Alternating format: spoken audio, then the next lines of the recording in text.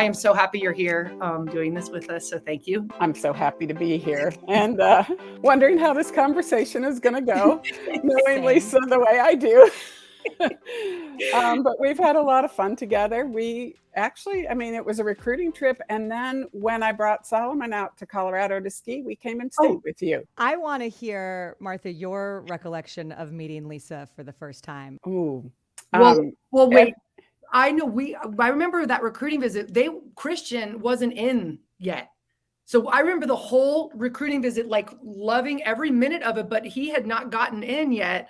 We were like one of the last ones to be let known that we were getting in. So I remember that whole like drama just being completely in the whole time. Do you remember that? We started screaming at a restaurant in Palo Alto. Like we stopped the whole restaurant. It was a nice restaurant too. Classy people. Yeah, those were wild days. Yeah. And that was when you found out that Christian got in, or did you get and Solomon? You got found out at the same time. Yeah. And it was like one of the last nights too. Martha, I've got to ask you too, because I think that's a moment, and obviously Ed and Lisa both went to Stanford, are very familiar with it. But for you as a mom, like what was that like for you, watching that journey from him as just a little boy to being able to have that moment where he got accepted to Stanford? I think we cried. I think we all cried. And Ed and Lisa, because this is what they wanted for Christian, and they knew how great it could be, and us because it was a dream come true for Solomon. And he had, Stanford doesn't play with their recruiting process. They don't play with admissions. So there were other colleges where Solomon got accepted without ever filling out a piece of paper. Wow. And so that was like, and at Stanford, you want your kid to get the best education possible. And it wasn't just like you get on that campus and you realize it's not just one dimensional. It is so creative and there's so many different opportunities. And as a kid going into college for sports, that was not where I wanted him. That wasn't kind of what I envisioned as my kids going to college, was to go for sports. But that it was the best of every possible world. I'd love to hear kind of when Solomon and Christian became friends, and what was your impression of Christian when you guys first connected? So probably my best memory of Christian was really at their home when we stayed with them when they were seniors in high school. So it was Christian and his brothers, it was that all four of them were there together, and they just like wrapped Solomon up. It's like he instantly became a brother, and they were so warm and competitive.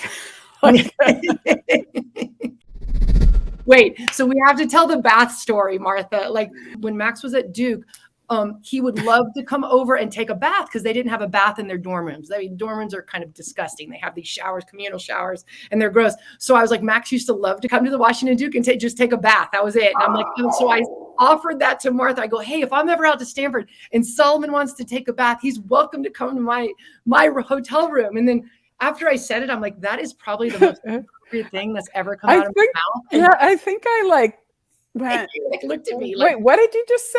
And you said it again. Like, he can come take a bath. I will leave the room and he could just have the room. I'll go shopping. I promise I'm not going to be in the room. But they work so hard and they're just so tired. And a good bath. I don't know. I know Christian loves to do it. Anyway. It's spiral. So thoughtful, Lisa. Yeah, it was just so bad. I was trying to be helpful. I promise. I remember telling Chris, hey, Lisa says you can go to her hotel room and take a bath. And he went, Mom, that's really weird. I said, hey. Solomon Thomas, the most bathable person in the NFL. My goodness. But just so that we can set the record straight, no baths were taken. There was not one. I did not give Solomon Thomas a bath for the record. Okay, let's get this out there. I just want to make sure that we get that very Not saying I didn't want to, but I'm kidding. Can we talk about though the fact that Solomon is, and when I remember when I first met him, and Callie, who's part of the Stanford football program, who we absolutely love, she said it perfectly too. She was like, Solly is the kind of guy that he's this, when you're around him, you just want to hug him. He's this teddy bear who is the most thoughtful, polite, sweet. He was like this teddy bear off the field, and then you'd see him on the field, and it was like some switch had just been flipped. Yes. I mean, it truly is like a switch has been flipped. I don't know that person that plays on the football field. Like, I don't really, that's not my son, like it is this person that's been inhabited. Like, but taken over. I 100% I agree with that assessment of him. He's you want to give him a hug, and he's, like you said, just so considerate and so polite, and just like a big teddy bear. It's exactly what he is. And then on the field, it's, oh my gosh, he's ferocious. He's like a hippo, like a strong, stout hippo, but like fast too. You're like, wait, he weighs what? And he's like a bathable hippo. A bathable hippo. Hippos like their baths. They like their water. They do. I thought I read somewhere that he was born premature. He was only 3 pounds when he was born. Is that? He was 4. He was born 7 weeks premature. So our daughter Ella was born 9 weeks premature and was 3 pounds. Oh wow. So we don't know what he'd look like if he had been full term. I think I might have been really lucky. So he was pretty healthy. He only stayed in the hospital a few weeks and came home and was small for a few years. But then like caught up and never stopped. Yeah. And then how old were you? You guys moved to Australia. How old were the kids? Ella was 4 and Solomon was 2. Okay. And how many years were you guys there? 5 years. Wow. And what brought you to Australia? It was my husband's job, Chris's job. And it was a great time. And we actually tried to stay, but weren't going to be able to stay with the company he was with. So we were going to have to change. And my dad got sick and Chris's mom was sick. And so it just seemed like it was time to come home. Yeah. But I do imagine that family bond. And I actually, my husband is named Chris as well. And I talked to him a lot about, and he knows this, I'm dying to go move abroad. I really think it's for the family unit. If you can do it and it can work with careers and all the things, like it's such a special, unique experience. And I mean, how do you think that changed your family unit, just even from having those 4 years when they were young? Oh yeah, it was wonderful. I mean, we didn't have a lot of other distraction. I mean, we made great friends. The kids got involved in things. We got involved in things, but it wasn't kind of, oh, you're supposed to be doing this because your kids, and Australia has this kind of really outdoor, culture.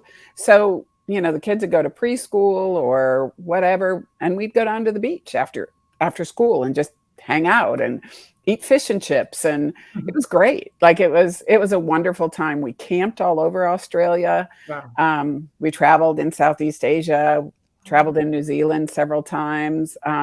Just all of that is good. But the camping was my favorite stuff. Martha, I read a quote from one of the articles where you were quoted that is just like totally stuck in my brain. And it said that one of your proudest feats as a mom was your kids' close relationship. So Ella and Solomon's relationship. Can you describe their relationship and what was it that made them so tight? Part of it was going, our time in Australia. And they shared a bedroom the whole time we were there. It was like they had their own language. How they say twins have their own language? It was almost like they had their own language and they could get going. And we always sat down for dinner together, the 4 of us. And the 2 of them could start talking and it was like Chris and I didn't even exist. And then they had some years in middle school where it was not great. And then it was amazing again. Yeah. So I want to hear about Ella, and Lisa mentioned just what an amazing woman she was. What describe Ella to me? Who was she? Do you have some favorite memories of what she brought to your life? Well, one word to describe her, which I think Lisa would agree with, is she was feisty. I remember the elevator before the Rose Bowl. We get in the elevator. I think you were there and Ella was there. It might have just been Sheena. I don't know. And it was full of Iowa fans, as everywhere in Southern California was during that time. And she just like lit up. She rose to the occasion. She was like, we're going to beat you guys today. And she was in Stanford clothes and we were there. And I'm like, oh gosh, are we going to get in a fight here? And she's like, we're going to be, and they were funny. They rolled with it. They were awesome. Cause she just had this effervescent personality and she could get away with stuff like that. And just everyone laughed. I love her. So her personality, just amazing. Unforgettable. You knew when Ella entered a room. You did. You absolutely did, and loved it. And you were better for it. Yeah. I used to just love to sit back and watch her in a room. Like she would make friends with everyone. She was kind to people. She later on became a server, but she would, and a bartender. But if she was in a restaurant or a bar, she'd be super nice to the, whoever was helping out, whoever was there, make friends. All of a sudden Ella's got all these people's phone numbers and she's taking, oh, I'm going out with so-and-so, I'm like, who are they? Magnetic, just a magnetic person, but also feisty. That's an amazing combination. How would you, I guess, describe her mental health journey? Were there signs early on that did you know that something wasn't quite right? She was like off the charts ADHD, but also did well enough in school, didn't cause problems. So through school, it was hard to get her help. And we tried a lot of different strategies with her. So I think that was that. As school progressed in the upper grades, it got more frustrating for her because it was just hard. Yeah. It's hard to sit still. It's hard to get all your homework done. So that I think maybe caused some depression. Now that we look back at it, it's like, where did things happen? Like, how did they happen the way they did? And then I'm going off to the University of Arkansas. Like for Ella, the transition from having us as parents, and kind of watching over her to having the freedom at college was way too much. So how did she do at Arkansas? When you visited her, could you tell that things weren't going well, or did she talk to you guys about kind of her struggles there? Some, yeah, we knew some of it. I went up with her a few times, tried to get her some extra help because she was eligible for it with her diagnosis of ADHD, but she just wasn't really following up on stuff and her social life was super important. And then at some point early on in her sophomore year, she was doing a lot better. Things seemed to be going well. Her grades had vastly improved. And then all of a sudden she stopped going to class and stopped doing anything. And that was when we found out later that she had been gang raped at a fraternity party. So, and that just switched everything for her. How did she tell you that? Did she tell you? Yeah, she did tell us. And she told Chris and I together one night. One of her friends here had really encouraged her to tell us. She had told them. And it was like, Chris assumed that I'd known. I had no idea. And really just got her, like, it made sense. Like It made sense because something. Right. Something triggered her grades dropping and yeah. Yeah. And just not caring. She just didn't care. So Martha, what do you do as a mom when that's one of the worst things, that if your daughter comes in and sits down and tells you that, what did you do in that moment? How did you handle it? I held her, we just held her. We literally piled on her. And then she was still up in Arkansas. So she was going back. She was going to try to get help, herself together and finish out the semester in school. And I went up and she didn't want to go to the university counseling center. So I set up an appointment for her and went with her. I don't know, like, it's really hard once your kid turns 18, and especially if they're not if it's not attached to the university, they can't tell you anything. It's a little easier now, but for a while it was almost impossible. I will say, Ella, I don't think ever wanted to disappoint us. Right. That's right. And so we were the last people that knew about some of the things going on in her life. Or after that semester, did she come home and stay home then? No, she stayed up in Arkansas for a while. She got a job as a bartender, was paying all of her own bills, was making a lot of money, seemed okay. But then she wasn't. And so we asked her to come home.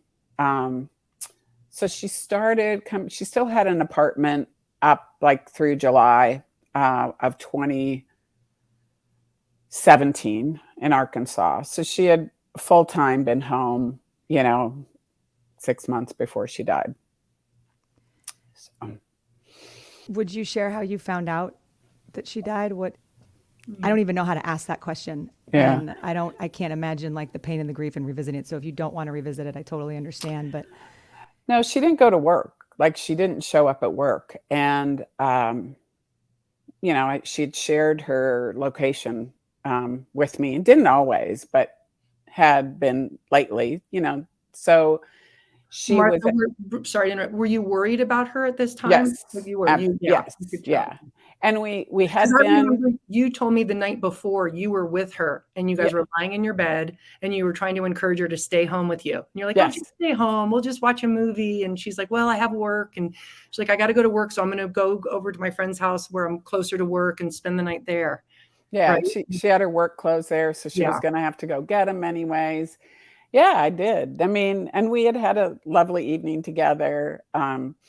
She always used to take my phone and take selfies on her phone. And so she was taking selfies she had my phone in her hand. I have all these photos of her and her dog, Mickey, that she brought home with her that is still with us. She didn't go into work. And I kept trying to call her and reach her, and finally called her friend who I'd only met one time. And he said, "Yeah, you should get over here." I'm like, "I don't know where you are." Like, I don't know where you are. So, yeah. So I went, and there were police there already. Did you know right away when you saw the police were there? Well, I kept asking, "Well, can I go see my daughter?" "No, it's a criminal investigation." And I said, "Yeah, but it's my daughter. Can I go see her?" And they wouldn't let me go see her. So then very quickly it changed to, is what's wrong? Like, is she not alive? Is she, well, no, you need to sit down. You need to sit. It was awful. And where was Chris? Where was Chris? Chris was New York. Yeah. See, I mean, I will tell you that there are points of this that I know it's like a movie, details, and points that I have no memory of at all. Yeah. So Chris, my principal had gone with me, and Chris, he called Chris. I didn't even know I hadn't called him. And then Chris called Solomon. And Solomon was actually in town then. That's right. Well, and I'm just dealing with that, like the most horrific grief and loss that any human can experience. And in the midst of that, you're thinking about Ella and yourself and Chris, but how much did you worry about Solomon? I mean, he had just finished his rookie season, if I'm not mistaken. Yeah, it was, I was really worried about him because they were so close. They were best friends. They were ride or die. Remember? Yes. And you felt that when you were around them. Like you said, they finished each other's sentences. There was a bond there like no other. Like they loved each other. Like you said that about my boys, how they, were like a unit. They loved each other. Everybody knew Ella. All the Stanford guys knew Ella. They loved Ella. So. Yeah. Yeah. So, I worried immensely about him, and he went out, but back to the team and the season, and it wasn't great. Like I could tell, and I kept asking him, Solomon, you got to get some help. You got to get some help. And, at some point in time, he had sat down with one of the therapists at the Niners, and another player came and got him and said, "Yo, man, you can't sit with her." And he's like, "Why? Everyone will think you're weak. You got to stay away. Stay away from them." Wow. You Wow. know, and and then I eventually went to the people at Player Personnel.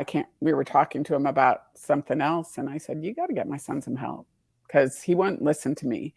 He'd be like, "Mom, you get some help. You go," like sassy kids do. It was evident when he started getting help. It was night and day difference. Because you spiral, right? You spiral with the guilt, you spiral with the confusion. Suicide is, even 4.5 years ago was a whole different ball game kind of than it is now. So, our dog Max died a month after Ella. People knew more what to say to us when Max died than they did when Ella died. It's not that people didn't love us. People loved us, of course. They were super supportive, but they didn't know. Most people didn't know what to say. Wow. Martha, what would you say to people? Because I think that is so real. What you just described is that people often, when somebody goes through something that as tragic as that, they don't know what to say, and so oftentimes they don't say anything at all, which is worse. So what is the right for someone who wants to be supportive and be helpful, and for what you were going through? Like, I'm sure everybody is different, but what did you need at that time? What was helpful? What would you say to people who want to support and don't know what to say? Say something. Say you don't know what to say. Yeah. I'm here for you. I don't know what to say, but my ears are open. My heart's here for you. I just, like, I don't, like this Stanford group are, I don't know how many came to Ella's service, Lisa. It was all of them. It was incredible. I've said this before, but I drew, I'm not an artist at all, but I drew a Post-it note on my desk at work, and it was Chris Solomon and I together with hearts all around us, supporting us. Because for a while I went really dark, really, really dark. And it wasn't, I was bitter, I was mad, I was everything. And then something shifted. And I don't really know what shifted, but it changed. And I started recognizing, like I felt like all this love was holding us up, like, just holding us up so we could stand and maybe learn how to walk a little bit again. And that was really a powerful image to keep in my head. Do you still have that Post-it note? Yeah, and I will never show it to anyone. I can't even draw a heart symmetrical. So. Wow. When did you start to feel pockets of joy again? Because you talk about the shift, but what? Because I'm sure for a very long time you feel like you are never going to experience the feeling of peace and joy ever again when you've gone through that loss. So was there a moment that you? Yeah, I guess. First of all, we did this overnight walk with the American Foundation of Suicide Prevention in June after Ella died. And it was powerful just to be able to move with other people who weren't sitting in judgment of you, weren't saying, well, your daughter didn't go to heaven, like. God. People say that. Oh, yeah. People said that? Oh, God. How do you feel knowing that your daughter didn't go to heaven? Oh. Yeah. So, but that walk was super important. And it was, gosh, I don't know. It was actually here in Dallas. I don't know how many hundreds of people were in it. And then the next year was in the Bay Area, and the Niners came out and did it with us. John Lynch did it with us. Keena Turner and his wife, like there were, I don't know, like 40 of us. It was really cool. Couple players, Solomon, of course, just to be able to walk with your grief. Like you learn how to walk. And then all of a sudden there are pockets of joy. But one of the things that I I miss the most about Ella, and I miss not remembering it for a while, was how damn funny she was. I mean, she was so funny. Like, she could make you laugh, Yeah. and it just went on and on and on. And she just, I missed like remembering that. And so I think like just starting to be able to remember her joy, because she had a lot of joy. Yes, she had a lot of sadness and she had a lot of pain, but she had great joy as well. And we all do, right? Like, Of course. the more we feel, the more we can find this great joy too. And you don't have it all the time. Right. No one does. No one does. No. You mentioned something, Martha, that kind of the difference of what we know about suicide, or even just the stigma around mental health, is different than it was 4.5 years ago. What is the biggest thing that you think has shifted, or what do you know about suicide now that you didn't know before you guys went through what you've been through? Yeah. One thing is asking. It does not trigger someone to ask them if they're thinking of suicide. And we do these suicide prevention workshops, and that's one of the things we have people do is practice saying out loud, "Are you thinking of suicide?" Because I had to go into and sit in front of a mirror to be able to say it, after learning that was so important. And it can actually provide relief and a release of that suicidal feeling, to be able to say it out loud for someone. And it's not just, "Are you okay?" It's it's the words are you thinking of Yes. harming yourself, or are you thinking of suicide? Yes. Yeah. And then if they do say yes, taking that even further, do you have a plan? So, and then not leaving that person alone. And if they are thinking of hurting themselves or killing themselves, then making sure, if you're the person in the home with them, making sure that if you have guns, that they're locked up. If you have, lots of medicine, that it's locked away. Whatever might be used, you remove the means. And those are like the kind of immediate things to do. Wow. How do you talk about this type of stuff with your kids when seemingly everything maybe is okay? Yeah. Is there an entry point, or what is what advice would you have, knowing what you know now, for parents who may be listening to this and say, well, my kid's pretty happy. They go through some of the regular, sadness and upswings and downswings, but what's your advice on being able to talk about it? First of all, I mean, that is a lot of the risk factors. AFSP has a graphic that has different risk factors. But the one thing that, a lot of those risk factors can look like other teenage behavior, or other, manifest as other behavior. So you don't know if you don't ask. How are your mentals? Like, just normalizing that, you would talk to them, you would take them to the doctor if they broke their leg. You would ask them how their leg was feeling. You would take them to physical therapy. Why? Like, I mean, growing up is just hard. Being a teenager is hard. Being in college is hard. Those transitions from finishing school to going out into the workplace are incredibly stressful, especially at a place like Stanford. But not being afraid to ask about, your mental, how is your whole health, right? Like, because if being in the NFL, the pressure, those guys have everything. Right. Are you kidding me? That Right. with, if there's family issues, that's right. That's what I said to Solomon. I said, if you don't have a mental health problem going into the NFL, you're going to have one going out. the time. Yeah. It's too much, and fans are crazy, and anyways. But and it's good to talk to somebody about all these things. Just get it out there and talk about it and be open about it. And it helps. It helps because everybody has issues. I don't care if it looks on paper you're the perfect family. I swear, watching my kids grow up, and the families that would act like they're so perfect and they have everything together, like behind the scenes, were the most dysfunctional families. And I don't know why, but they wouldn't talk about it. I don't know if it's pride or what. And now I see it as they're older, and there's so many more issues. They have coupled so many more issues on top of everything. And it's kind of sad to watch that. Whereas I feel like they could have nipped it in the bud early on if they had been open and talked about stuff. Because everybody's got crap. Yeah. I think it's the stigma is what you're Yeah. kind of alluding to, Lisa. And I, for Solomon, and for you, Martha, I imagine it is exhausting and painful to revisit the story about Ella and to open up and share about it. And you guys have now dedicated, I mean, you retired from teaching so that you could be full-time with the defensive line, which is your nonprofit that you guys created as a family. So how have you managed to envelop yourself in this work? Because it's every day you're working around the thing that has caused you the most pain in your life. Yeah.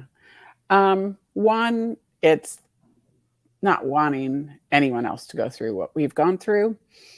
But two, feeling like if it was more normalized to talk about it, it wouldn't have had to have been so hard for Ella to talk to us, or hard for, I mean, she was week she died, she had an appointment with her therapist on Thursday, like, so what is it that we can normalize and make easier for people? And one of the things that we say that we want to do, so we mostly talk to teachers and coaches of leaders of young people, so that they can be on the same page as the kids, because the kids are getting the language. Whether it's accurate or not is up for question. They watch their TikTok videos and whatever else. There's tons of mental health stuff out there, but it's not always good. And so, but teachers a lot of times don't know. In my district, we actually were required to do suicide prevention training, which wasn't a lot, but it was more than most places. So, what is it that we could do to kind of get people to know where the resources are? So there's lots of wonderful resources out there. We don't want to create new resources. We want to get people to know where the resources are. Yeah.